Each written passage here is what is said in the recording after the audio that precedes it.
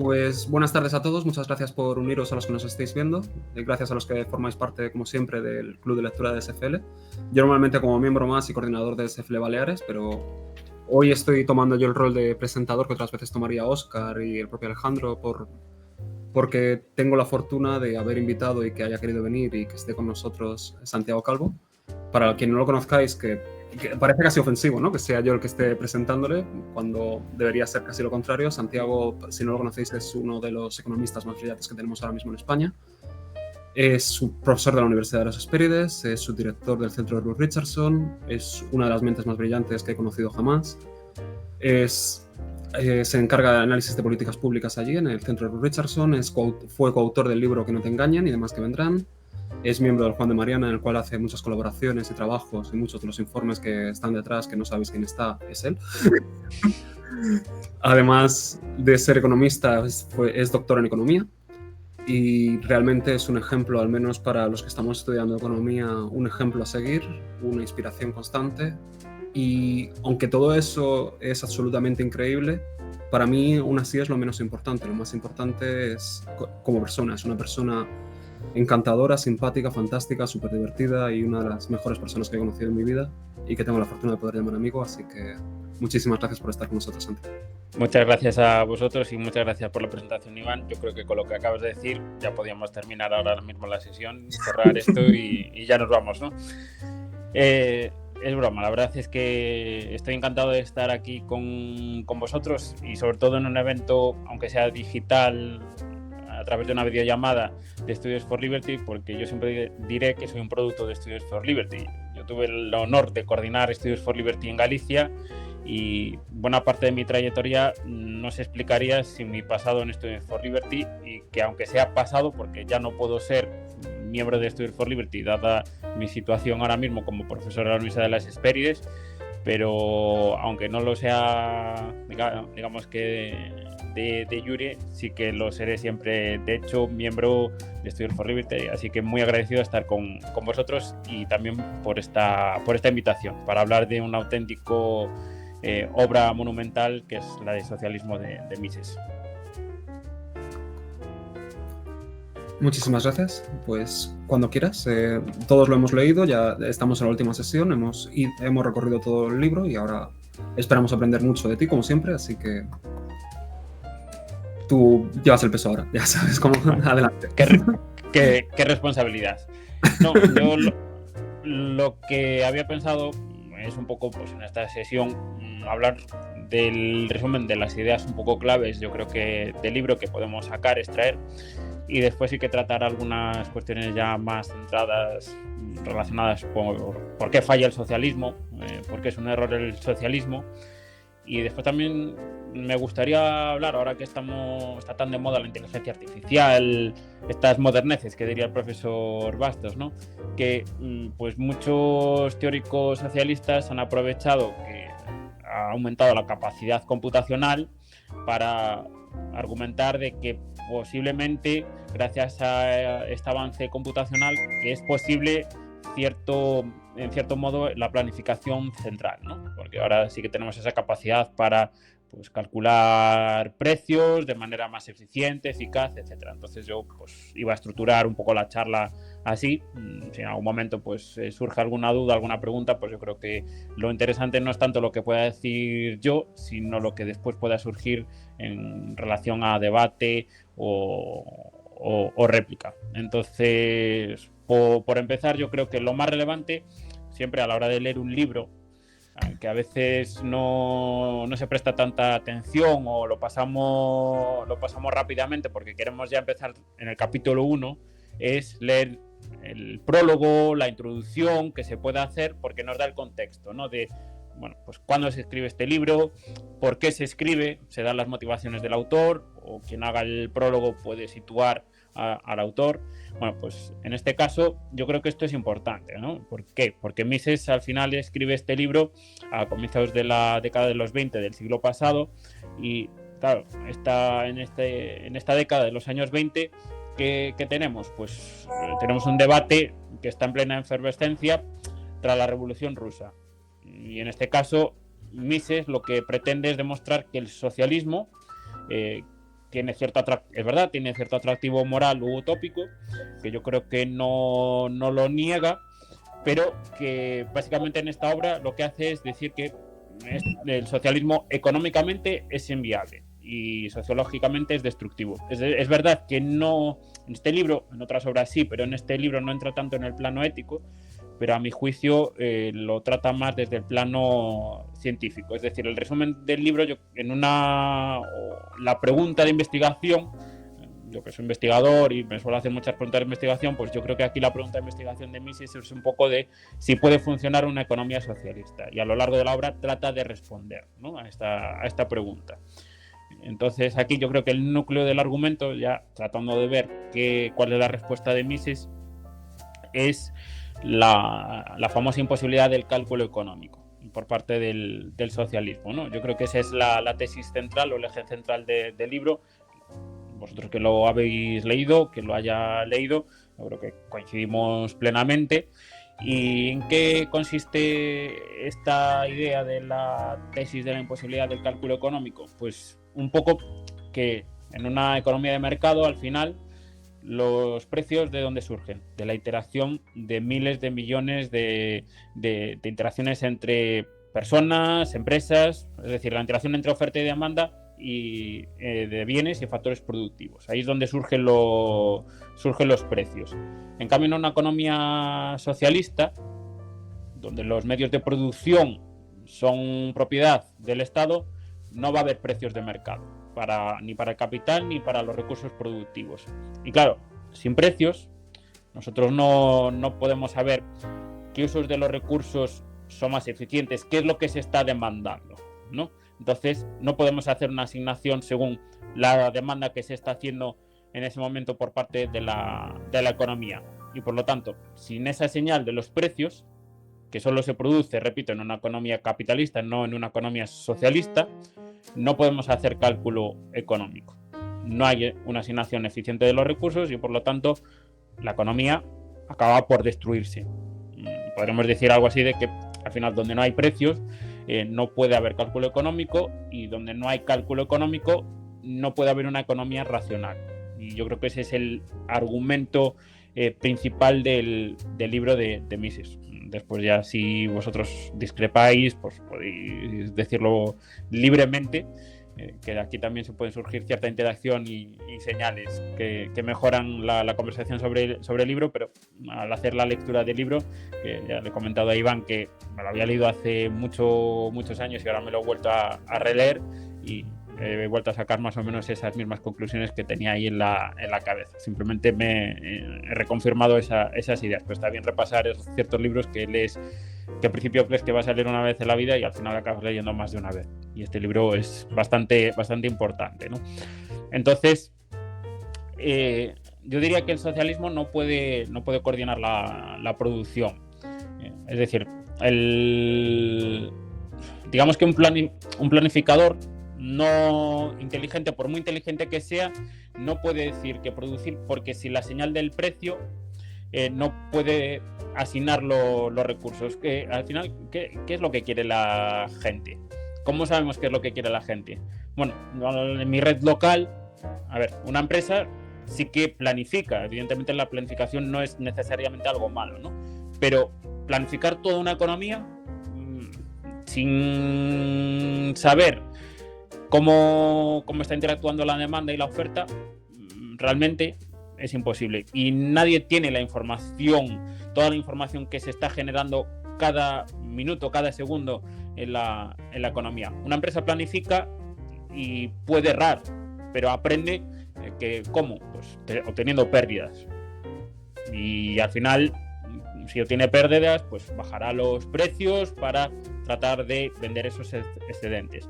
Claro, el socialismo se carga esa propiedad privada de los medios de producción, no hay precios y por lo tanto no tiene esas señales que le da la información, ¿no? para poder formular esa asignación de recursos y obtener la producción, ya no tampoco la más eficiente, sino también la más eficaz, que también es importante, ¿no?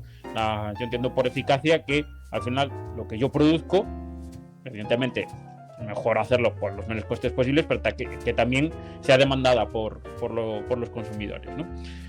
Y otra cuestión que me parece relevante de este libro son las críticas que hay a las distintas variantes que hay de socialismo, ¿no?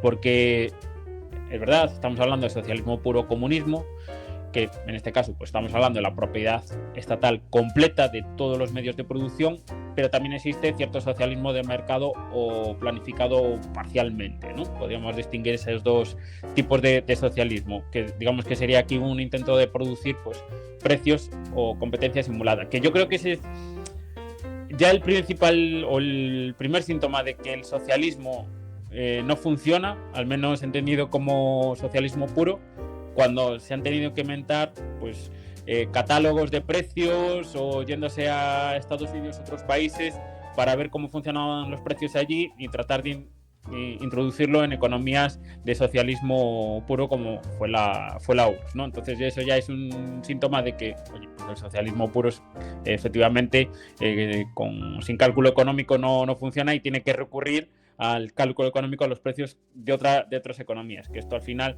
tampoco es una solución, porque las señales que se producen en una economía, en un entorno, no tienen por qué ser las mismas señales que se producen en otro entorno.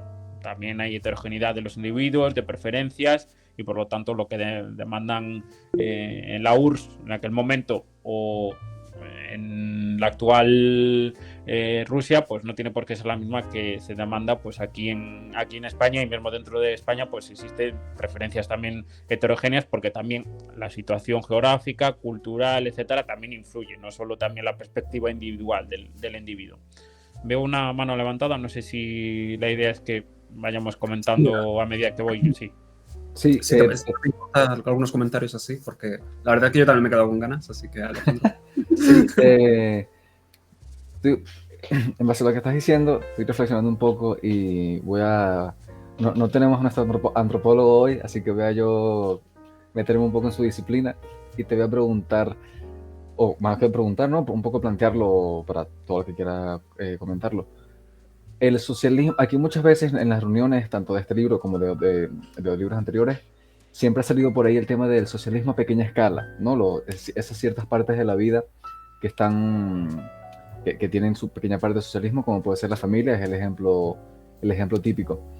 Entonces estaba yo, a lo que estaba comentando, pensando en el tema de la escala, que es una de las cosas que Bastos ha comentado respecto a los estados, y que incluso Rothbard, que yo ahí todavía no lo tengo tan claro porque no he entrado tanto, pero sí tengo alguna que otra intuición respecto al problema de escala aplicado a las empresas. Entonces estaba pensando, ¿un mundo de microestados socialistas sería posible? Y en caso de que fuese posible, que se está riendo Miguel, en caso de que fuese posible, ¿cómo sería eso? A ver, no lo veo. A ver. La planificación como tal, todo el mundo planifica en su vida, eso está claro, pero eso no significa que sea socialista o socialismo puro.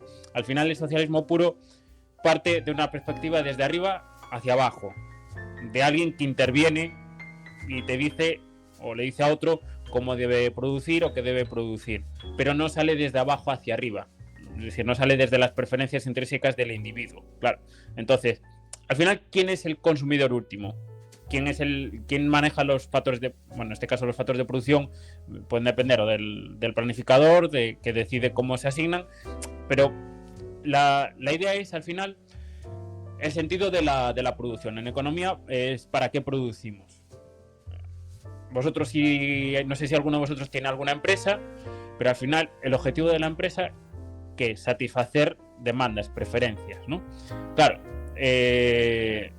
pues en esa empresa tú vas a organizar tus medios de producción, efectivamente planificas, que yo no equiparo planificación con socialismo, simplemente es una gestión de recursos, una manera de gestionar recursos, o sea, de manera eficiente para satisfacer necesidades. El problema es que el socialismo no conoce las preferencias. Viene el planificador central, desde arriba, que trata de intuir lo que quiere la gente según él decide, a su discreción. Entonces, claro, yo no veo que que sea la planificación a pequeña escala sea socialismo a pequeña escala. No, el socialismo vendrá precisamente a gran escala, introducido por los de arriba, que obligan a los de abajo a someterse a sus decisiones, a sus intervenciones. Pero si hay libertad del individuo para organizarse como quiera, planificará más o menos, pero eso no podemos hablar que sea de socialismo. Será otra cosa, pero socialismo no. Vale. Iván, Miguel. ¿Qué tal? Buenas tardes, ¿cómo están? Entonces Muy se bien. puede decir que es coerción lo que hace de parte del Estado. Cuando hay ingeniería que es de arriba hacia abajo, es coerción, te obligan, no están planificando, te están obligando. Está mal utilizado el término planificación, porque planificación se usa cuando tienes margen de maniobra de hacer y opciones. Cuando es coerción, es imposición, obligatorio, y no tienes manera de zafarte de eso. Claro, ahí está. Me encanta esa matización, porque has dado en la clave. Al final, a ver, el planificador central planifica, pero de manera coercitiva. Obliga al resto de la economía de la sociedad a organizarse del modo que él decide. Pero en cambio, una planificación a pequeña escala, una familia, o sea, es una locura no planificar, por ejemplo, preveo que este año voy a ingresar o vamos a ingresar pues X miles de euros, y con eso hago una previsión de los gastos que me puedo permitir. La letra de la hipoteca, gasto de compra, ocio, lo que sea. Claro, pero eso no es coercitivo. Yo de manera voluntaria, o mi familia de manera voluntaria, decide cómo va a dedicar sus recursos. O una empresa, lo mismo. Tengo una previsión de ingresos, una previsión de gastos, y voy a tratar de planificar los medios de producción de manera voluntaria. Nadie me lo está imponiendo. Y además se corre el riesgo de la pérdida, lo que no hace el Estado. El Estado no corre riesgo de pérdida, nunca. En cambio, una familia, una empresa, sí corre un riesgo de pérdida de recursos, lo cual lo llevaría a una situación económica bien difícil, cosa que en el Estado jamás, bueno, el Estado no, los políticos jamás van a pasar, porque ellos no van a poner de la suya para poder financiar los descalabros que pueden hacer a nivel económico de una sociedad. Claro, es que al final sin precios y sin beneficios y pérdidas tampoco hay incentivo a hacerlo mejor, que esa es también la clave de por qué el capitalismo es superior al socialismo. El capitalismo es superior porque también tiene ese incentivo, las empresas quieren obtener beneficio y a través de esa búsqueda del beneficio quieren ser eficaces, que es lo que estábamos comentando antes, quieren satisfacer las necesidades de los consumidores. O sea, cuantas más necesidades satisfagan, muchísimo mejor, ¿no? Y entonces el problema del socialismo es que no depende, al final, ya si es una dictadura, pues ya no depende de los electores. Pero si no estuviésemos en una dictadura, en una democracia, claro, tú quieres satisfacer en cierto modo a los electores, pero los electores no te están diciendo con el voto a veces quiero tal producto o tal producto. No, el mejor voto es el voto económico. Yo siempre lo digo, es el más soberano, porque al final tu voto cuenta. Si no te gusta algo, consumes otra cosa. Si no te gusta la marca A, consumes la marca B. En cambio, tú en unas elecciones, vale, no me gusta el producto que se está vendiendo. Ya fijaos en la lógica de que se nos impone un mismo modelo a todos. Ya fijaos en esa lógica. Pero es que además yo decido libremente, no me gusta esta opción, me voy a la otra, me tengo que comprar todo el paquete del partido político alternativo, que a lo mejor del partido político alternativo no me gusta todo, solo una parte, pero bueno, me voy a la alternativa del otro partido político. Pues resulta que yo cambio mi voto, pero mi voto al final no va a cambiar de manera significativa el resultado de las elecciones. Entonces tampoco es que ese voto sea tan soberano. Cuando vamos a votar, nuestro voto se diluye entre otros muchos. En cambio, cuando yo voto en el mercado o cuando decido no comprar un producto, yo puedo utilizar mi voto económico comprando otro producto y salgo más satisfecho que cuando lo hago en unas elecciones, porque mi voto pues al final no es irrelevante para el resultado final. Iván, que también tiene por ahí la mano levantada. Perfecto. Solo iba a decir otra cosa, pero quería matizar una cosa esta de lo que ha dicho Miguel. Claro, que no tiene consecuencias para el Estado, tiene consecuencias, y tiene unas consecuencias enormes. El problema es que llegan unas consecuencias a largo plazo. Cualquier fiesta que están realmente pagando de más, al final acabamos pagando dentro de los términos de que, primero, que nos roban a través de impuestos para financiar la fiesta de lo que se les ocurre, y que después las consecuencias se ven al cabo del paso de los años. Precisamente, Santi, ahora con las pensiones, por ejemplo, los estudios que estás haciendo en el Centro Richardson, se ven esas consecuencias de esa mala gestión. Y lo que decía Iván era que la consecuencia no le llega a los políticos, nos llega a nosotros. Ya, por supuesto, también. Sí, los políticos son los últimos en percibir las consecuencias quizás, y por ejemplo si ya no nos vamos a los años en los que escribió Mises Socialismos y nos vamos al actual intervencionismo que tenemos, pues hay claros incentivos de los políticos de pues aplicar políticas beneficiosas para sus intereses electorales cada 4 años. Hay un cortoplacismo por parte de los políticos, y las consecuencias de muchas de sus políticas no se producen en esos 4 o 8 años que duran en el cargo, sino que tienen consecuencias pues a 10, 20, 30 años, cuando ya no están en el gobierno, y al final le están pasando esa patata caliente al que venga después, y el que venga después lo hará lo mismo. Y así vemos, por ejemplo, los niveles de deuda pública pues totalmente descomunales que hay en la mayoría de las economías más desarrolladas del mundo. Por ejemplo, en España, que está en el 104,3% del PIB, si no me equivoco con el decimal. Sí, es más, recuerdo la conferencia del otro día que explicaste eso, que por culpa de la pandemia incluso llegamos casi a 120, que ahora se ha rebajado a 104, y estamos viendo como si fuera un buen número, que es la demencia llevada al máximo. Y es que es eso, que es lo que quería decir antes del comentario a Miguel, es que es eso, al final la economía estudia la administración de recursos escasos, ¿no? Y es el problema del socialismo. Primero que parte de una base en el que está arriba decide cómo administra el resto, qué y cómo, y muchas veces incluso parte de la justificación previa como si ese límite de los recursos no existiera.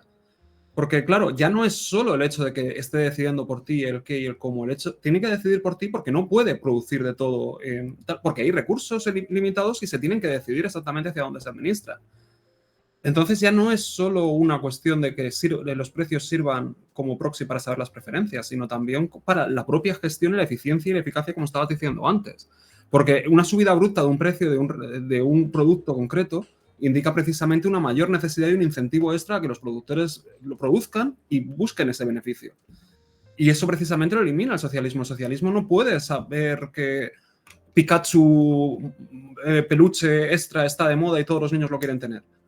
Porque no hay ese incentivo, no puede producir y saber esas preferencias. Y aún encima, aunque fuera Dios el que estuviera al cargo y nos pudiera leer la mente, incluso sabiendo las preferencias de todo, nuestras preferencias van cambiando constantemente. No, incluso son tan necesarios. Y incluso otra perspectiva, que aunque digamos que sí, que el político supiese, vale, todos los niños prefieren al Pikachu peluche, pero a lo mejor el político de turno dice, a mí me gusta más Charmander, pues que se produzca Charmander, y lo digo yo. No, super bigotes de Nicolás Maduro. Claro, y es otra cosa que comenta, yo creo que Mises a lo largo del libro, o al menos lo defiende, es que el capitalismo no es un sistema de explotación, que también muchas veces se utiliza como argumento por parte del contrario, ¿no? Yo creo que aquí la clave del capitalismo es que es un sistema de cooperación voluntaria, y yo creo que hay que recalcarlo muchas veces, es de cooperación voluntaria, y aquí cada individuo lo que hace es buscando pues, su propio interés, porque las empresas buscan el máximo beneficio posible, lógico, pero cada uno de nosotros también va buscando su mayor beneficio, busca pues aumentar su retribución, reducir los gastos en la mayor parte posible, y todo el mundo busca y se aplican las deducciones que le permite la ley cuando hace la declaración de la renta, por ejemplo. Eso también es reducir gasto y maximizar beneficio de manera particular, no una empresa, pero sí de manera particular, ¿no? Entonces, y esto pues va a contribuir al bienestar general, porque hay que satisfacer la necesidad de los consumidores, por ejemplo, las empresas, ¿no? O los trabajadores. Al final, yo voy a producir lo que demanda la sociedad. No me voy a dedicar a tirarme en el sofá viendo series, porque eso no lo valora, yo creo que no lo valora nadie. Me imagino que habrá algún tipo de puesto de trabajo que sí que sea ver series como crítico, vale, sí, pero Me conoces, sí, Santi, tengo que hacer la nota broma en medio, lo siento por todo. lógico, Si es esta se lo serie sabía. de One Piece, si merece la pena. Ya está, ya os dejo. Ya he echado de menos las bromas de Iván. O sea, al final, el resumen que el empresario calcula los beneficios y las pérdidas y va a asignar los recursos allí donde los consumidores más lo valoran. Y eso es, yo creo que es lo más bonito del sistema capitalista, que no lo tiene el socialismo. Al final, ¿quién decide en el socialismo? El burócrata, el que está arriba. En el capitalismo, quien decide es el consumidor.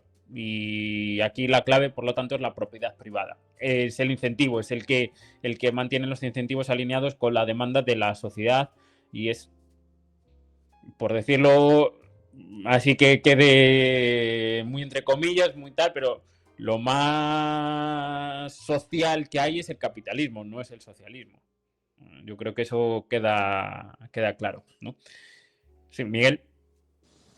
Y que además, si el consumidor, individuo, está dispuesto a gastar su dinero en esos productos, esos bienes que le ofrecen, quiere decir que está siendo beneficiado, porque está dispuesto a entregar el esfuerzo de su trabajo para satisfacer sus necesidades, la cual está cubierta por esa empresa que él determinó que era la que le cubría por completo las características que estaba buscando. Entonces, un win-to-win acorde a lo que cada uno decide hacer con sus propios recursos.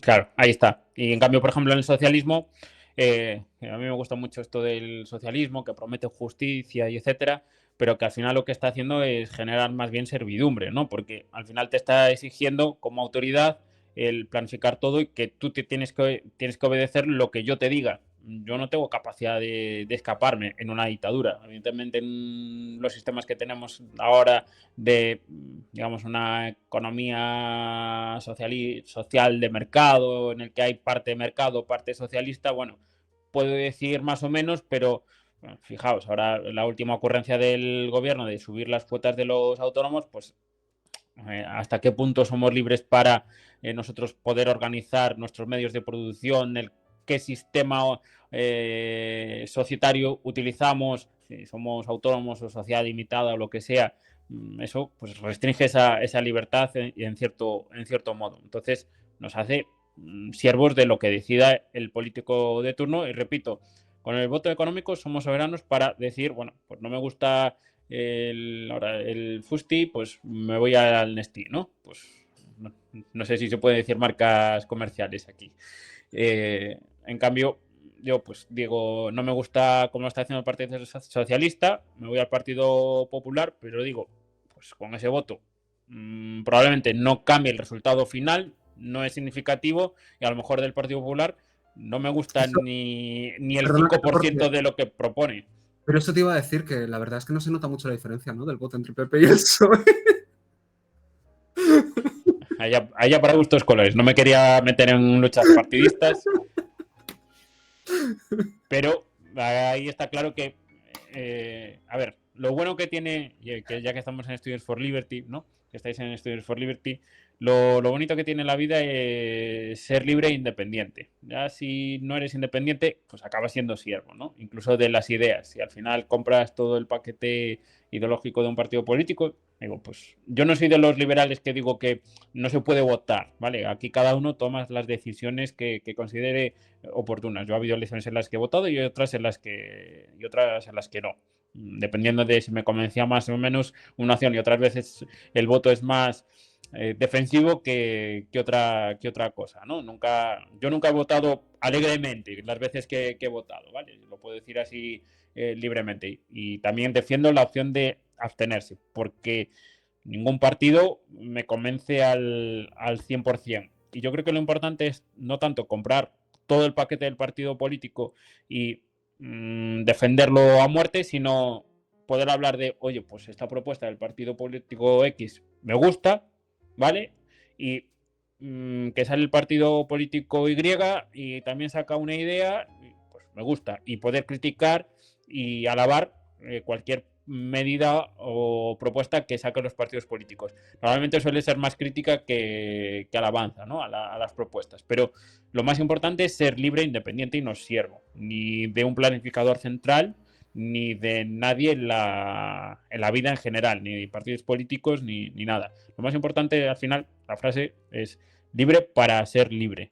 Yo creo que es la frase que más me gusta y que defiende al menos mi estilo de vida, y dentro de eso, evidentemente, cooperando con los demás, que aquí esto no se entiende de que nos vamos al monte a vivir solos, a vivir nuestra vida. Esto también hay que entenderse con los demás, porque además el capitalismo se entiende precisamente cooperando con el diferente, y el socialismo, por ejemplo, no entiende esa cooperación voluntaria, que esa es otra de las ventajas que tiene el capitalismo.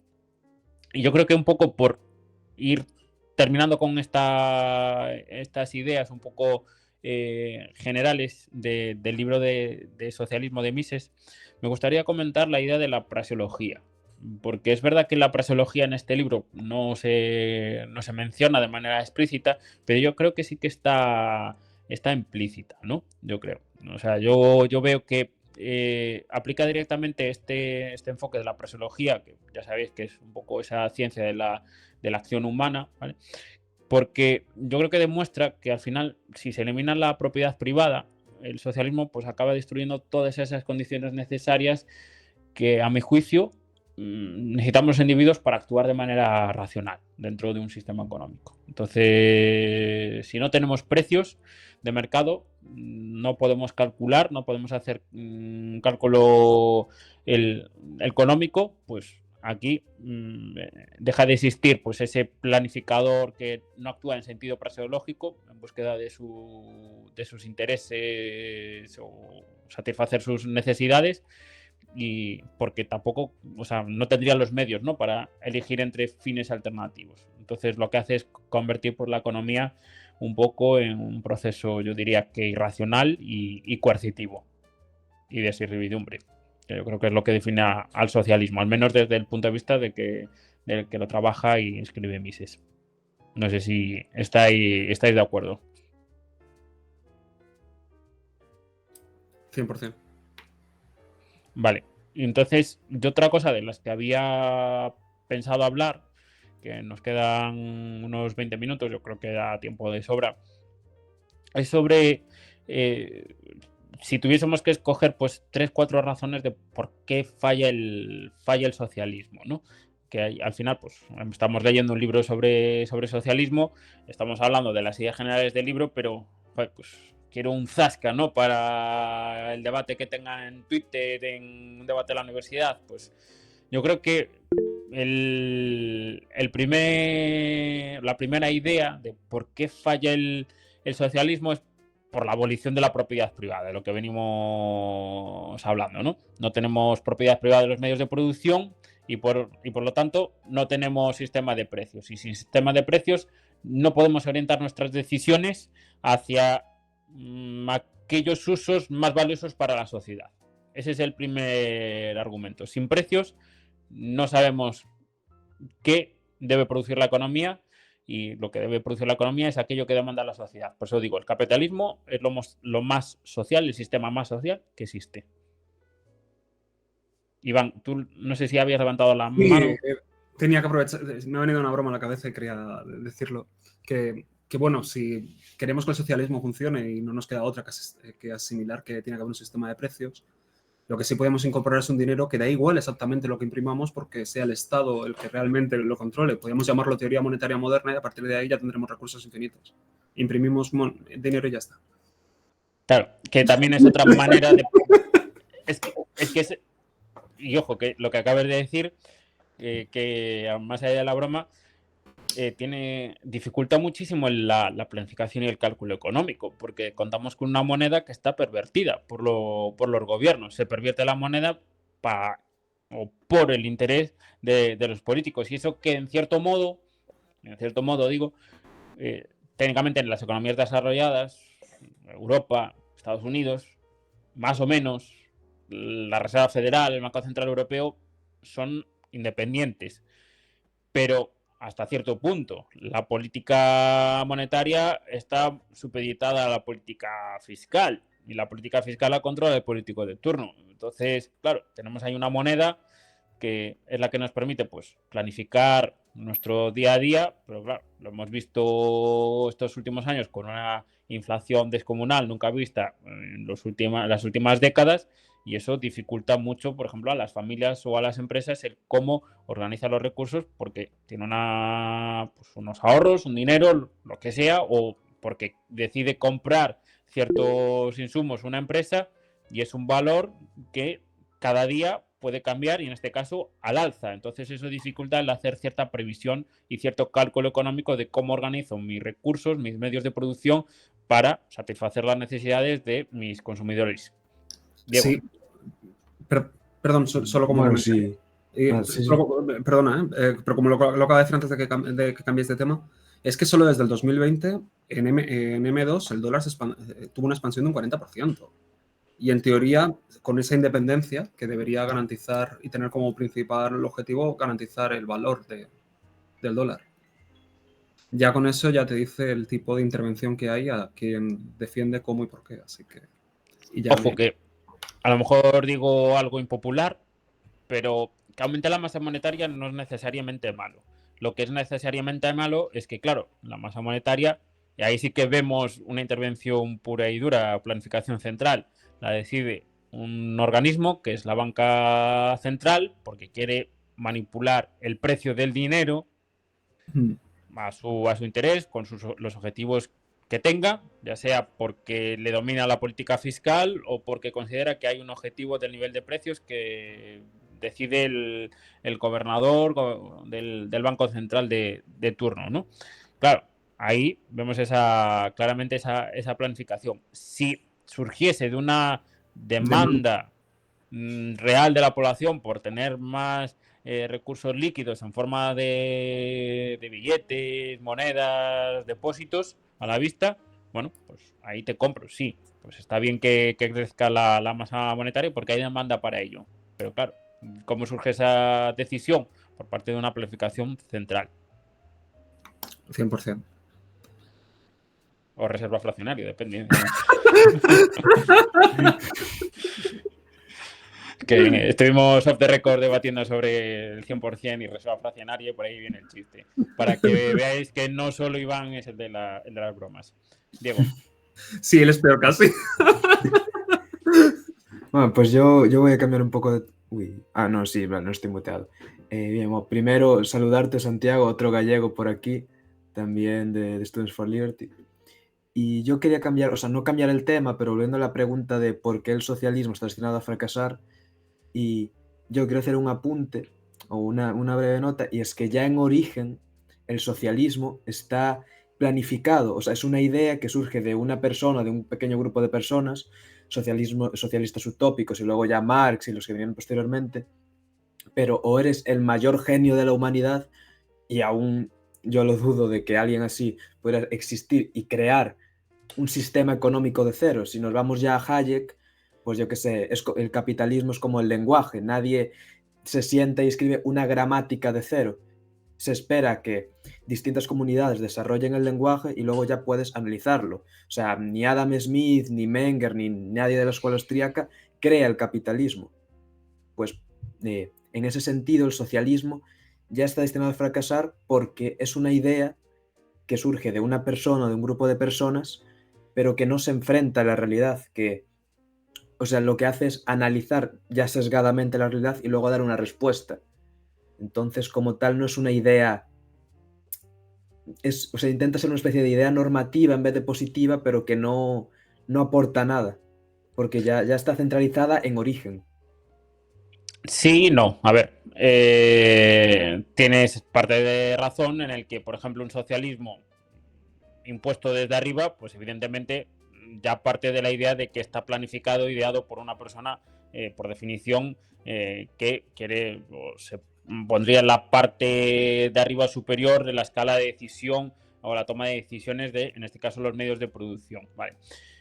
Pero es cierto que voluntariamente sociedades pequeñas, comunidades pequeñas pueden organizarse en en forma de una comuna, de una comunidad, que no necesariamente surge de una imposición planificada por parte de alguien, simplemente que de manera voluntaria acuerdan de que el sistema económico que va a regir en su comunidad pueda ser el comunismo, el socialismo, la planificación central a pequeña escala. Otra cosa es que después las grandes ideas de Marx era de que acabaríamos tendiendo hacia un gobierno universal, único, en el que se impondría el comunismo, ¿no? Vale. Eso es otra cosa, eso completamente diferente, ¿no? Pero bueno, en cierto modo, el trasfondo de tu apunte es verdad.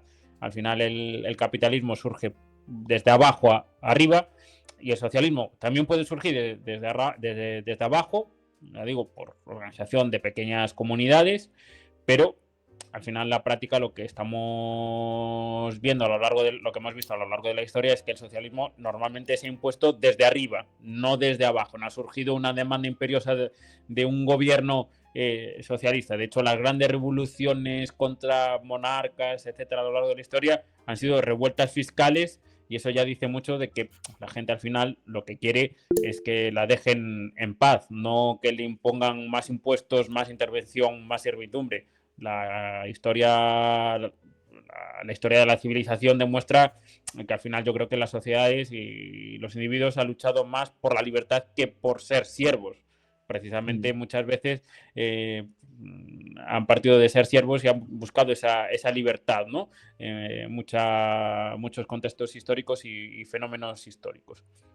Claro, Miguel. yo no iba tanto en sí, bueno, perdón Miguel, pero es una notilla, que yo no iba tan directo a lo que es la implantación del socialismo, sino a la creación de las ideas que rigen el propio socialismo. Porque aunque haya distintas comunas que puedan llegar a ser socialistas, al final, o sea, espontáneamente al punto en que hemos llegado es el capitalismo. Entonces, aunque sí que son instituciones contingentes las que pueden dar paso al capitalismo, como tal no hay un creador, es más bien a lo que me refería. Hay políticos o economistas que lo llevan a cabo, pero no hay una persona que se dedique a describir exactamente las normas en el sentido de derecho, no en el sentido de normas coercitivas. Sí, o sea, el orden espontáneo, que es claro. a lo que te refieres. Sí. Miguel. Al final, lo interesante de estas ideas es que el socialismo no es escalable ni sostenible. Si se llega a hacer a escala, a medida que uno vaya haciendo el modelo más amplio, se derrumba, porque no tiene sostenibilidad en esa escalabilidad. A diferencia del capitalismo, que ya demostró por esa coherencia entre demanda y oferta, que sí tiene escalabilidad y que puede implementarse de cualquier manera en cualquier sistema, aunque no lo llamen capitalismo, porque muchas veces son simplemente la acción humana interactuando. No tenemos que llamarlo capitalismo, simplemente es interacción humana. Entonces, se derrumban los sistemas socialistas por eso mismo, porque no es sostenible ni es escalable. Para que una idea pueda ser implementada a largo plazo y mantenga su efecto, tiene que ser escalable y tiene que ser sostenible. El socialismo es lo contrario, es imposible. Claro, es que otro de los elementos que yo creo que explica por qué falla el socialismo es la falta de coordinación que hay en una economía socialista. A pequeña escala, que funcione una pequeña comuna, pues sí, puede tener sentido porque es fácil obtener la información, ¿vale? Podríamos comprarlo, ¿no? A pequeña escala porque nosotros podríamos al final juntarnos grupo de gente que tenemos intereses muy parecidos, y entonces pues podríamos tener esa información en cierto modo, ¿vale? Cogido con pinzas. El problema... Con muchas pinzas, sí. El problema a gran escala es que falta esa coordinación en una economía socialista, ¿no? Se elimina ese mecanismo por el cual la información se obtiene a través de los precios relativos, ¿no?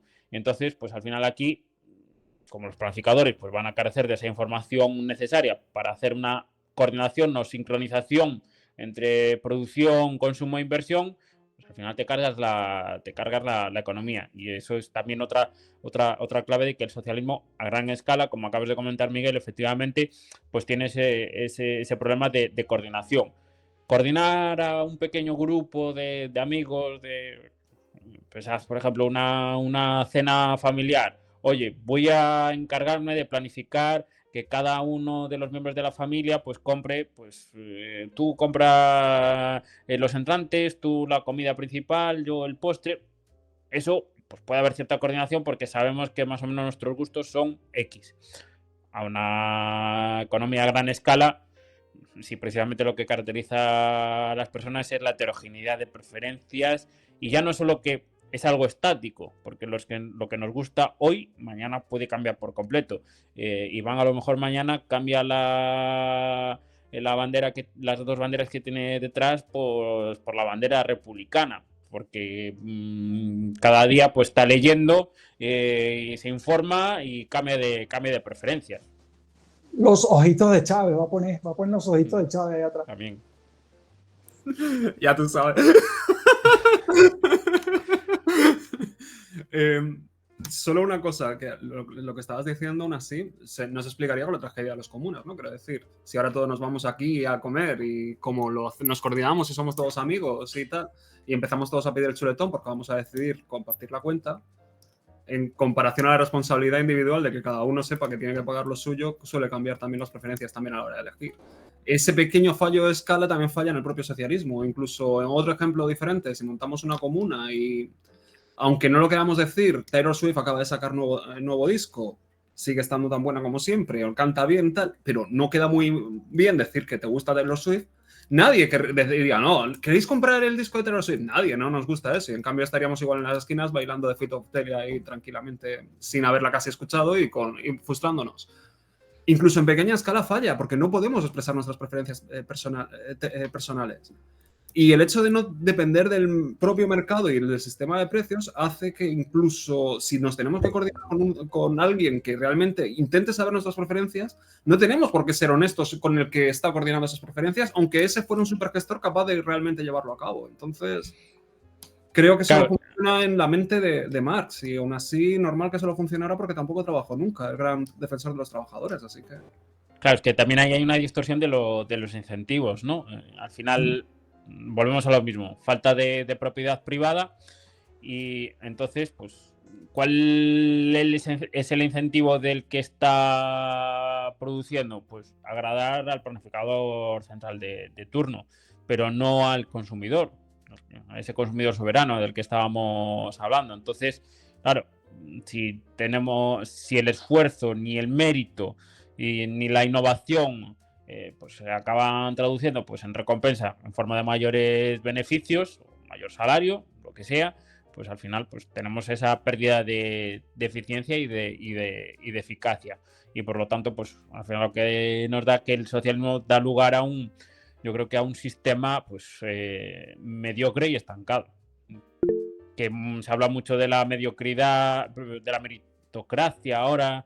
Claro, no hay meritocracia porque mi esfuerzo no en tanto en horas de trabajo, ¿vale?, en esfuerzo, sino en valor de lo que produzco, no se premia tanto porque está intervenido y regulado en gran medida, a gran escala por los gobiernos. Pues imaginaros ya si ahí hablamos de un socialismo puro. Así que no existe ningún tipo de meritocracia que la de obedecer al político planificador de turno.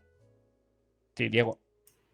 Es que, claro, volviendo un poco a lo que decíamos antes, la planificación que puede haber en una familia para una cena o esto, al final es previsión, que es lo mismo que hay en las empresas. Yo preveo que va a haber una cierta demanda y dispongo mis factores productivos en función de esa demanda. Ahora, lo que hay en los estados, en el socialismo, no es previsión, es lo que decía Miguel, imposición.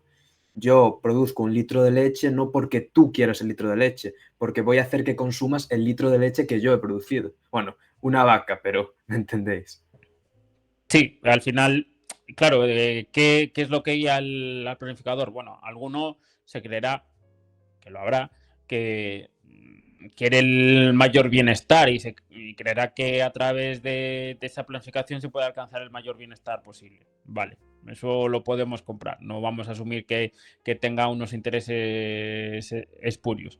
Pero claro, Él no tiene volvemos a esa falta de información, no tiene la información de la cantidad de litros de leche que yo bebo. Él no sabe ni tan siquiera qué tipo de leche bebo.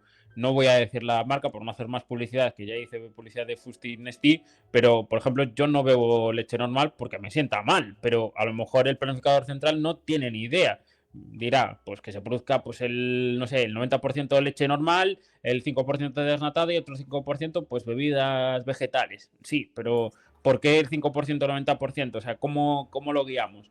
Al final, si nos vamos al mercado, las empresas que producen leche o bebidas vegetales, pues lo ven en la cuenta de pérdidas y ganancias. Oye, que no estamos teniendo pérdidas, pues hay que hacer algo. O bajamos precios, o a lo mejor es que hay que producir algo de mayor calidad, o es que a lo mejor ya no se demanda tanto nuestro producto y hay que sacar nuevas líneas de producto. Yo creo que esa es la clave. Y en última instancia, ya para dejarlo bonito, porque ya nos acercamos a la hora, la clave de todo es que aquí quien manda siempre es el individuo, en este caso en forma de consumidor, pero es el individuo, no es el político que le obliga al resto a vivir como él considera. En el capitalismo cada uno puede vivir la vida que considere oportuna, y eso es lo más bonito, la libertad para vivir como uno quiere. La verdad que como frase de cierre me ha quedado espectacular. Sí, ha quedado fabular. Te la voy a coger y la voy a poner como cita, en estos días también. Pues muchísimas, que ya se está extendiendo la hora, no sé si queréis decir algo más, pero por mi parte quería volver a darte las gracias, muchísimas gracias por venir. Da gusto siempre compartir bueno, ya sabes que para todo lo que quieras y para cualquier cosa siempre estoy disponible, pero siempre aprendo un montón y siempre disfruto un montón cualquier cosa que hago contigo, así que muchísimas gracias y gracias por venir. Si estás disponible para instaurar un comunismo, ¿no? Ahora. Si lo hacemos tú y yo sale bien. Probablemente eso es lo que pensaron hace un siglo también en la URSS, ¿no? Sí, probablemente. Y no sé por qué no funcionó. Lo otro no era socialismo de verdad. Bujarin, la excusa de siempre. Bakunin y Lenin hablando ahí en un bar. Sí, es que si lo hacemos tú y yo podemos, ¿sabes? Sí. Seguro que funciona. Va a ser una idea brillante. Lo mismo digo por parte mía, un placer estar con vosotros en este foro. Tengo un aprecio inmenso por Students for Liberty y vuelvo a decir, no seré parte activa de Students for Liberty, pero siempre seré del team de Students for Liberty de por vida. Así que muchas gracias por tenerme en cuenta para este evento, para esta guía de lectura de Mises, y contad conmigo para todo lo que necesitéis. Muchísimas gracias. Gracias, Santiago. Gracias a vosotros. Gracias. Muchísimas gracias. Muchas gracias. Perfecto, pues Iván, Santi creo que se tiene que ir, así que lo despedimos por ahora. Le reiteramos el agradecimiento y adiós. Y luego nosotros podemos quedarnos ahora para debatir un poco más si quieren comentar alguna cosa. El último capítulo del libro es sobre el destruccionismo, que más o menos alguna cosa se comentó brevemente y de repaso en el directo. Por ejemplo, Miguel, hablaste acerca de la falta de sostenibilidad y escalabilidad del socialismo, que precisamente lleva a la propia destrucción. Es una de las cosas que decía Mises del socialismo, que lleva al dilapidar de recursos, capital, etcétera, y que obviamente dentro de sí tiene el germen de su propia destrucción, valga la redundancia, y bueno, eso. Entonces no sé si quieren seguir por aquí, si tienen alguna idea más para comentar, alguna duda, lo que sea, y si no, pues vamos cerrando. Ustedes nos dicen. Yo particularmente tenía una pregunta para todos en general, más bien reflexiva, sobre todo lo que hemos comentado, pero me espero por si quieren comentar algo antes. No, pues yo no sé, Miguel hizo así, no sé si quiere decir algo él. Vale, nada, yo quería decir que no sé quién decide qué libros se leen dentro de SFL, o sea, dentro del libro de lectura, pero agradezco mucho que hayan puesto el de Rothbard antes que el de Mises, porque tiene un capítulo, una sección en la que habla criticando un poco, pues ahí está, muchas gracias, criticando un poco el hombre entre los hombres. que estaba lo de, ya no sé ni qué está diciendo, el libro de Rothbard, Ética de la Libertad. Y claro, entender, o sea, enfrentarse al libro de Mises desde la óptica de que entender que Mises es un utilitarista y que defiende mucho más el capitalismo por sus consecuencias que en sí por la ética que hay detrás, me ayuda un poco como a valorar esos dos mundos. Y nada, pues esa breve nota, te lo agradezco por poner el libro. Y Gracias, es lo que SFL quería decir. Canarias. Gracias, hombre entre las sombras de SFL Canarias. Sí, sí, la verdad es que la ética de la libertad es, yo creo que entender de manera ética lo que representa el pilar de los derechos de propiedad y todo lo que hay detrás de eso y todo lo que hay detrás en el sentido de todo lo que abarca, todo lo que te ayuda a reflexionar a partir de ahí, es casi que revolucionario, aunque esa palabra esté un poco puteada. Pero sí, Diego, tienes toda la razón. Y Rothbard tampoco se queda, no es sobrio a la hora de lanzar pollitas académicas a su maestro, como lo fue Mises, o a sus compañeros. Pollitas y apreciaciones, que durante todo el libro dice, este argumento se lo agradezco a Nozick, por ejemplo, que luego también lo pone verde. Yo sí quería, precisamente partiendo de este último capítulo de lo que comentó Miguel y de todas las ideas que estuvo comentando Santiago durante la sesión, ¿por qué imaginemos que estamos hablando con una persona promedio, un obrero, ¿no? Lo típico que hablamos de un obrero. ¿Por qué es aquello que le podríamos decir o que le dirían? ¿Por qué el capitalismo necesariamente, casi necesariamente, va a favorecer más, va a hacer que la prosperidad se construya mucho mejor que el socialismo? ¿Qué le dirían? ¿Qué idea darían? ¿Qué cosas explicarían para esa persona que, sin comprar ningún tipo de discurso lógico, sencillamente lo que quiere es estar mañana un poco mejor que hoy, o estar hoy un poquito mejor que ayer, para que diga, coño, pues a lo mejor el camino, quizás no es el capitalismo como idea, pero sí es a lo mejor, bueno, la honradez en el trabajo, el ahorro, entender algo sobre la importancia del dinero como institución que hay que respetar y no corromper, que fue otra de las ideas que comentaron antes. ¿Qué le dirían? Miguel y luego Iván, luego quien quiera también puede comentarlo.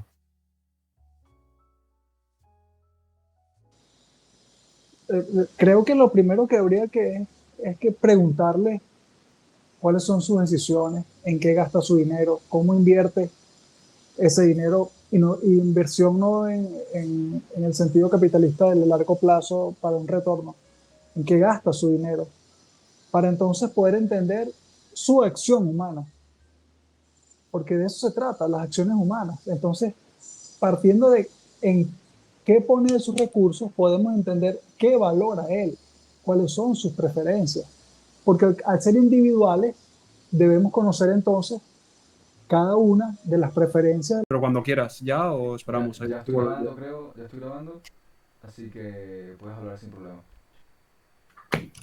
Sí, pues precisamente, Miguel, lo que estabas comentando tienes toda la razón. Y usando el ejemplo precisamente eso, ¿no? Si tengo que, dependiendo del tiempo que tuviera para explicarle, si le tengo que explicar a alguien solo en 5 segundos y no tengo tiempo para decirle que el comunismo es malo, el capitalismo es bueno, probablemente iría a una frase rápida, ¿no? Capitalismo, ahorro y trabajo duro, no hay otra cosa. ¿No? Pero si tengo más tiempo, sí que intentaría hacer como has dicho tú, intentar ver sus preferencias, ¿no? Supongo que si lo intentas aterrizar, y el concepto de la cerveza y lo del vino me ha gustado, porque al fin y al cabo es eso, ¿no? Yo mismo no suelo tomar alcohol. A ver, si estuviera una cita romántica, supongo que sí, pero depende, ¿no? En el contexto. Pero yo prefiero realmente el gimnasio y tomar agua antes que la cerveza que estabas diciendo tú. Otro prefiere la cerveza, como estabas diciendo. Si aterrizas los conceptos reales de que esas ideas están afectando a su elección propia, creo que hay poquísima gente en el mundo que sus decisiones personales crea que las va a gestionar mejor un tercero que ellos mismos. Si llevas a explicar que el concepto de que cualquier cosa que gestione el Estado es también arrebatar parte de esas decisiones personales y que hay un coste y explicar lo que es el coste de oportunidad y lo que realmente está pasando detrás, de esas decisiones que están impidiendo que no pueda tomar el control propio de su propia vida, creo que nadie acabaría decidiendo sobre el comunismo. Al final deciden pensando en ese bien común porque creen que no les afecta en su libertad, pero creo que nadie decide ponerse cadenas. Entonces, el problema es que no ven las cadenas. Creo que lo que tenemos que hacer es enseñarles dónde están las cadenas, cómo y por qué, desde la visión más simple posible y desde la explicación más básica. Y una vez que vean las cadenas, se morirán por librarse de ellas. La diferencia entre consumir y vivir es la conciencia. La diferencia entre consumir y vivir es la conciencia. Y ese mirar las cadenas que tú acabas de decir es la conciencia. Crearles la conciencia, el saber por qué y para qué. Entonces, de eso, esa es la batalla que tenemos que dar nosotros a nivel cultural. Que la gente vea las cadenas, porque no las están viendo. Y están ahí. Pero fíjate, creo que incluso, aunque una vez que te metes en los conceptos y vas tiempo estudiándolos y los sabes y demás, sabes relación valor-trabajo, etcétera, todo lo que quieras, pero el problema en sí es aterrizar esos conceptos. Hay que hacer que sean tan simples que la lógica impere. Al final, no es que seamos unos genios que hayamos hecho un superanálisis y que gracias a eso hayamos llegado a las conclusiones. Es la lógica básica que una vez que quitas el velo a las palabras y realmente lo traduces en lo que realmente significan, se hace obvio lo dañino y nocivo que es, y que solo lo defienden aquellos que esperan beneficiarse de ese sistema. Yo dudo mucho que los comunistas reales que realmente defienden ese sistema lo defiendan porque realmente crean en esas ideas. Los que realmente se han involucrado en ellas y las han entendido, realmente esperan poder formar parte de esa tiranía que realmente saque control y beneficiarse de ella, ya está.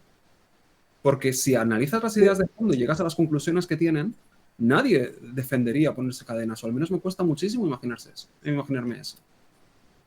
Bueno, Alejandro podrá corregirme y quizá llevarme a un mejor estadio con respecto a esto que voy a decir, porque conoce ya más y ha vivido el entorno europeo. Pero es sencillo en Latinoamérica, porque el latinoamericano, el hispanoamericano, vamos a decirle como quieran llamar, es muy rebelde, ¿no? Cuando tú quieres que algún hispanoamericano haga algo, rétalo. Tú le dices a un venezolano, a un colombiano, a un argentino, a que no eres capaz de hacer tal cosa. Y ese una vez, ¿cómo que no? Yo sí. Ah. Entonces, cuando se lo plantea a un hispanoamericano de esa manera, a que tú no eres capaz de retar al Estado y dejar de hacer tal cosa en contra del Estado. ¿Cómo que yo? No, yo sí. No, está bien, pues a mí que me va a mandar, a mí no me está mandando nadie, yo no soy ninguna mujercita para que me esté mandando. No sé cómo es el europeo, la idiosincrasia del europeo no la conozco.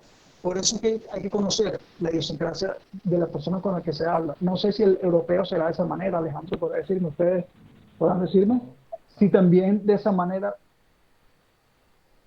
se podría actuar. Tú le dices a un venezolano, a que no eres capaz de subir hasta aquella torre, que no soy capaz de subir hasta la torre, ya tú vas a ver, dentro de un ratico me va a tomar una foto. Así somos los latinoamericanos. Entonces, basado en ese concepto antropológico de comportamiento humano, habría que ver con quién se está hablando para entonces retarlo a que vaya en contra del Estado, que ese es el enemigo. Tenemos que ir en contra de este es el enemigo del Estado. Entonces, retarlo a un latinoamericano lo retas, a un español, no sé, a un alemán, no sé, no. Pero fíjate, creo que acabas de dar otra de las claves que realmente creo que pesan demasiado en la sociedad. Y es el Estado. Independientemente del modelo que defiendan, han creado en su cabeza el Estado como una especie de ser superior que está ahí, un ente que existe y que realmente atribuye y soluciona cosas que gran parte de la población, independientemente de las ideas que tenga, o peor aún, que creo que es más habitual, sin que tenga ninguna idea, tiene una fe absoluta en que el Estado resolverá. Y como el Estado resolverá y el Estado hará cosas, independientemente de quién llega, el Estado hará. El gobierno hará, y a partir de ahí, si supeditas a que toda tu vida depende de un tercero que ni entiendes, que aún encima crees que es una especie de ente y que idolatras, haces que los políticos, como en su naturaleza parasitaria, que representan lo peor, cuando encima vienen con ideas tan nocivas como el comunismo, puedan hacer en manga ancha deshacer y destruir todo desde dentro. Entonces creo que ya no solo provocarlos, como dices tú, creo que también habría que hacer, independientemente de la ideología, una campaña para explicar realmente que ni las empresas, ni los clubes de fútbol, ni el Estado no son entes independientes que funcionen con una sabiduría divina y de forma automática. Son las personas que lo conforman. Y esas personas, hay buenas y malas, se pueden organizar bien o mal y pueden hacerlo bien o mal. Y a partir de ahí, si decides alimentar al monstruo, cérrate las consecuencias, ¿no? Algo que me habría gustado hablar con Santi antes, que no hemos tenido tiempo, es como en los últimos 30 años, el Estado aquí, por ejemplo, el gasto sobre el PIB está cerca del 40 y tantos por cien y ha llegado con una deuda del 104% ahora, etcétera. Pero es que hace 20, 30 años no estaban ni en el 20, ¿no? Hace 30 años no estaban ni en el 20. Es un aumento de gasto brutal. Y en cambio la gente lo ha asumido porque es el Estado el que lo está haciendo. Quiero decir, nadie, si fuera en nuestra familia, nadie diría, oye, mira, este es el conjunto familiar de lo que estamos gastando, tal, voy a gastarme 30% más y no diría absolutamente nada. Y en cambio lo asumimos porque es el Estado el que lo está haciendo. Porque la gente deja todo en responsabilidad del Estado y asimila que si el Estado lo pone, está bien. Que si el Estado te pone una multa, está bien. Y que si el Estado te dice que tienes que pagar X porque te ha llegado una sanción de Hacienda, está bien. Como si el hecho de dentro de una casa se pusieran ese tipo de sanciones, pensar que alguien te está reclamando que no has pagado lo que te quiere robar de lo que tú has ganado y aún encima eres mala persona por eso. Y en cambio, la gente lo ha asumido a tal punto que aún encima se dice, no, es un defraudador, no, es que está... Ostras, no, el que está llevándose dinero que no es el Estado el que está robando directamente a la persona y aún encima le estás criticando porque no está dejando que se robe. Y aún encima lo pones como criminal. Entonces, cuando ya llegas a tener esa estructura para acabar defendiendo eso, ya te deja ver hasta qué punto la gente tiene el cerebro condicionado a lo que es el Estado y lo que representa el Estado. Entonces no puedes disonancia cognitiva, ¿no? Es Exacto. disonancia cognitiva. Entonces no puedes organizar ningún cambio mientras haya un ente idolatrado como si fuera un dios que llamamos Estado. Hasta que la gente entienda qué es el Estado, cómo y por qué, y entonces empieza a plantearse si las decisiones que tomas son buenas o no. Quizá entonces podrás cambiar ideologías, pero mientras el Estado esté como un ente divino, creo que es difícil. Hay que ponerle entonces cara al Estado como hacen ellos. El chavismo en Venezuela aquí deshumanizó a sus opositores siempre les daba una deshumanización a través de apodos, seudónimos, descalificativos. Entonces tendremos que nosotros tomar la misma idea y empezar a deshumanizar, descalificar a esos que forman parte de la estructura estatal y decir quiénes son y con un tono descalificador hacerlos nuestros rivales. Porque entonces lucharíamos en igualdad de condiciones. Pero sí, no, pero fíjate, si haces eso, al final consigues acabar con ese líder, pero después llega otro y mientras tanto la figura del Estado sigue ahí. Hay que atacar el concepto propio de lo que es. Pero recuerda que no es una foto. Eso es dinámico. Entonces, ya se va creando un estado de conciencia inicial y la gente ya va creando esa idea en el inconsciente colectivo. Y a medida que eso va dinamizándose, se pueden introducir otras ideas que van a hacer clic con las ideas iniciales. No es estático y lineal, es exponencial. Sí, y el problema es no solo eso, es que ahora estás, y con razón, que es cierto que es algo dinámico y encima está en pleno cambio, pero incluso el problema que estamos analizando, aunque lleguemos a esas conclusiones, también son dinámicas porque la propia estructura del Estado también cambia y la propia estructura de los incentivos y falsos incentivos que crea y las externalidades falsas que va creando en el camino, ¿no? Entonces, claro, es un problema dinámico que necesita soluciones dinámicas en un análisis continuo dinámico y que aún encima se basa simplemente en fe. Es complicado. Claro, pero es que lo está viendo a corto plazo. A largo plazo se crea una masa crítica de la gente, de las personas que van a tener conciencia de qué es el Estado, el enemigo. A corto plazo quizás sea más difícil de imaginárselo, pero a largo plazo, cuando las ideas van calando, se va teniendo la retórica, el discurso, las ideas se mantienen, va creciendo esa masa crítica que luego esa masa crítica va a hacer que otras personas que también se están cuestionando lo mismo van a llevar también el mensaje y entonces va a ser una pirámide ascendente de crecimiento para el entendimiento de qué es el Estado. Siempre apuntando. Fíjate que lo que acabas de comentar de que el Estado es el enemigo, a ver, ahí estoy en mi plena duda. Quiero decir, lo que estaba diciendo y estaba defendiendo lleva a eso, ¿no? Y ahí salía mi parte más filosófica, ANCAP, que está ahí siempre. Pero después vuelvo a mi parte práctica y no creo que debamos considerar el Estado el enemigo, sino el Estado como lo que es, como una herramienta que está ahí que se puede gestionar bien y se puede gestionar mal. Los políticos, cuando digo Estado son los políticos.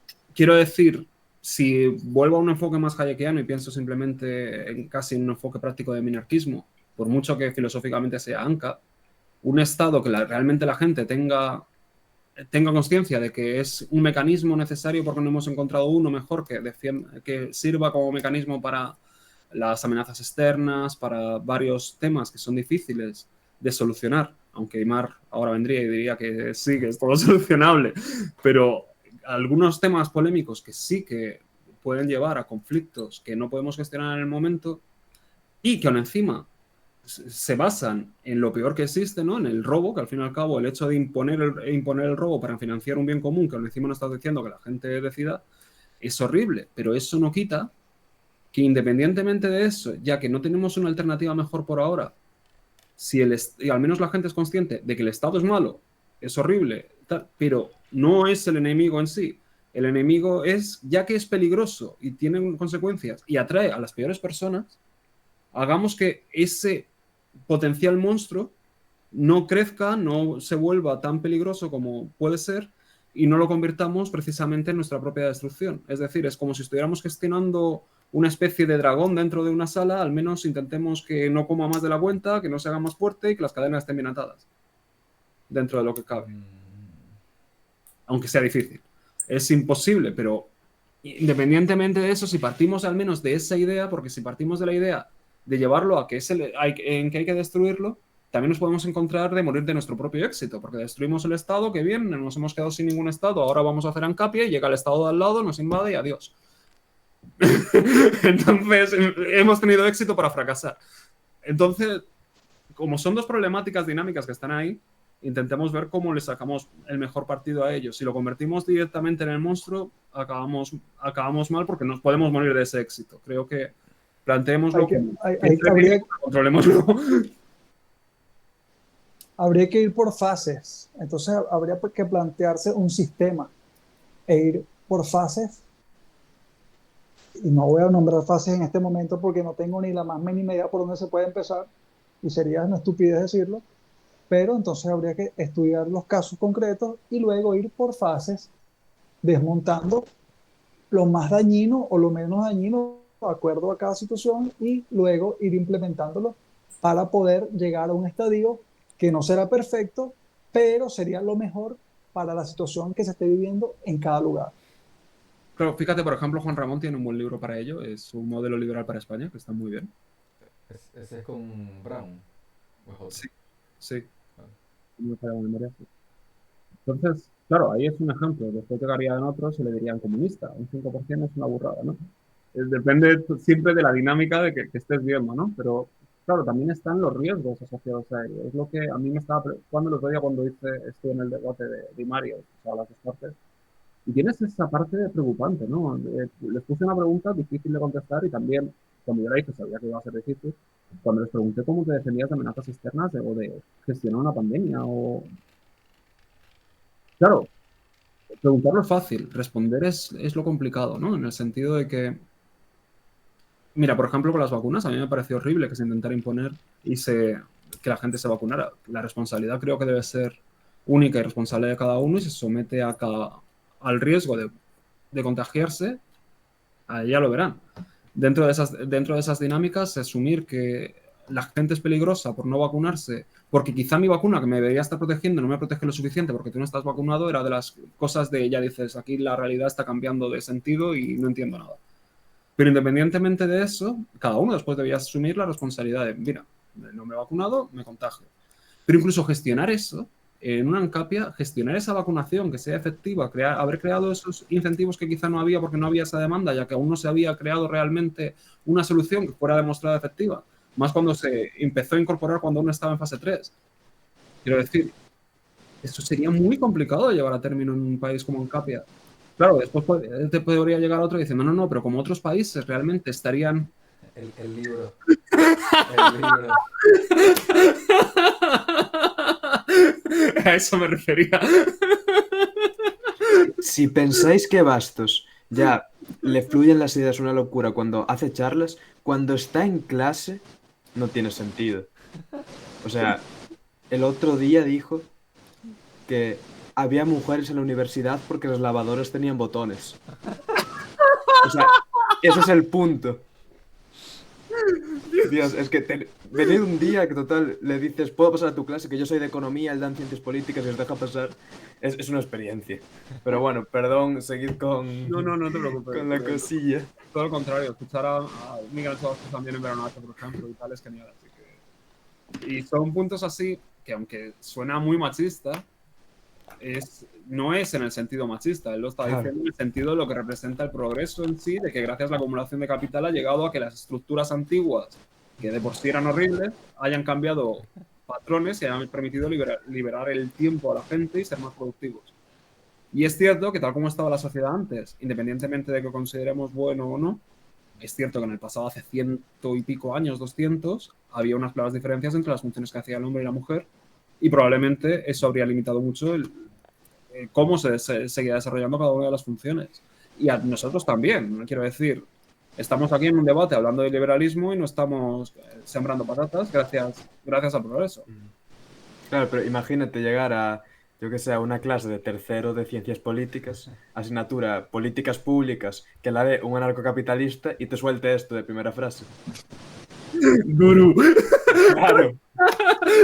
Claro, es que, fijaos, además tiene relación con lo de cómo damos a conocer el liberalismo, que a mí me ha llegado gente de la universidad a mandarme stickers de Bastos sin saber nada del anarcocapitalismo. Pero, yo qué sé, por ejemplo, si un político dice los impuestos no son un robo, por lo menos le ha llegado la tesis de que los impuestos son un robo y ha tenido que negarla. Claro. O sea, que la idea por lo menos está ahí. Sí, sin duda. Sí, pero Hombre, evidentemente, ojalá no lo dijese. ¿Qué morro hay que tener para llegar a esa tesis y poder decir, porque sí, no, los impuestos no son un robo, es un pacto. Un contrato social. El contrato social Claro. que has firmado. ¿Te acuerdas ayer que dormiste poco y tuviste una pesadilla? Ahí lo firmaste. No, de hecho, lo firmaron tus bisabuelos, ya Sí, estás sí, tú ahí les pilló de vacaciones y... Mira, Alejandro, para que sepa, yo no he firmado nada, ¿viste? No, si te dicen, si te dicen, no, que tu papá lo firmó, yo no te he firmado nada, para que sepa. Por eso, llevar esa idea perversa de que simplemente porque vives en sociedad, de porque sí, el Estado, que ya volvemos otra vez a idolatrar al Estado, ha creado el marco necesario para que hayas tenido esos incentivos de querer vivir en sociedad y ese beneficio que te has llevado de tal, como alguien nos tiene que financiar, significa que automáticamente has decidido formar parte de ello y eso significa que tengas que sufragar cualquier cosa que venga, incluso un estudio sobre cómo ser perezoso, es ridículo. Y en cambio hay estudios así. Y bueno, y el asistente del asistente del asistente del director. Volviendo al punto que tú tocaste con respecto a las vacunas, yo lo voy a trasladar al ámbito económico-social, personal. Y es que eso mismo, entonces tendremos que convertirnos nosotros en esa fortaleza, en ese ejemplo para la sociedad, para entonces, a partir de nuestro propio ejemplo, nuestro propio estar y ser, poder explicar la existencia del capitalismo. ¿Cómo? Bueno, diciendo, fíjate, a pesar de que vivo en una sociedad como la que vivo, yo he logrado con mi esfuerzo y con mi trabajo salir adelante. Así como, por ejemplo, las personas que no se hayan vacunado, decir, bueno, a pesar de que no me vacuné, mi cuerpo está tan fuerte y tan sano que logré salvar esa situación del COVID y todo eso. Entonces, tendremos que convertirnos nosotros en lo que queremos ser, en lo que queremos reflejar, para poder entonces ser el ejemplo y llevar con el ejemplo el mensaje que queremos transmitir filosófico en la práctica. Porque entonces seremos coherentes lo que pensamos con lo que decimos, con lo que hacemos. Y ahí la gente no va a creer. Y ese es el problema de los políticos, que mucha gente no les cree porque son incoherentes. Pero fíjate, estoy de acuerdo, pero fíjate cómo cambia la dinámica, ¿no? Y qué qué peso tienen normalmente los medios públicos haciendo campaña del Estado y el por qué. Y no quiero quedar en una especie de antivacunas, pero creo que es un ejemplo perfecto de lo que estabas diciendo. El Estado, por ejemplo, a través de muchísimas campañas se decía lo negativo que era y lo horrible que era que aquellos que habían superado el COVID y ya tenían anticuerpos en su propio cuerpo de esa enfermedad que habían superado, es que con cualquier otra enfermedad ya tienes esos anticuerpos y ya te debería bastar, como la respuesta inmunológica del virus caducaba, sí o sí te tenías que volver a inyectar. Era una decisión política y así se ha visto porque la gente ahora mismo nos está vacunando como locos y gracias a eso que nos estamos vacunando cada 5 meses de COVID, no tenemos el COVID en las calles. No, no era eso, era una decisión política que el político había decidido. ¿Y por qué lo había decidido? Porque tenía incentivos también con las propias farmacéuticas que ya había firmado contratos y tenía que realmente asignar esas vacunas.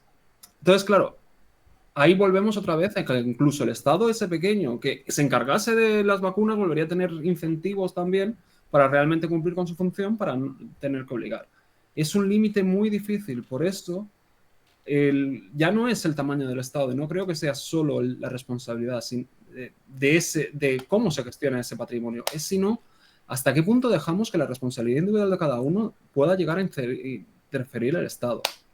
Hacer que el Estado interfiera en lo mínimo, mínimo, mínimo, mínimo posible, al menos hasta que podamos acabar con él. Quizás es un sueño que no veremos nunca, o quizás sí, pero al menos creo que deberíamos tener claro que el Estado no puede interferir en la libertad de cada uno, ni el Estado, ni Diego, ni Miguel, ni Alejandro. Nadie debería interferir en la libertad de otros mientras no afecten a ellos mismos. Y mientras no consideremos la libertad un valor fundamental, este tipo de interferencias seguirán pasando. Y aún encima mientras haya un Estado que a sí mismo se asigna esos roles. Y algo más iba a decir, pero se nota que he dormido poco. No pasa nada. Llevamos ya casi una horita y Firmaste media. ahí el contrato social, no te despistes. Una pesadilla. Llevamos ya casi una horita y media. Yo creo que vamos a ir cerrando ya. Llevamos en total casi una horita y media. Así que muchas gracias. Muchas gracias a Santiago, otra vez, aunque no esté aquí presente. Muchas gracias por su participación hoy, que fue muy, muy buena su ponencia, su exposición. Y muchas gracias a ustedes también, a los que estuvieron aquí, los que han participado también. Y nos vemos. Ah, hay que anunciar el siguiente libro, es verdad, no se nos puede pasar.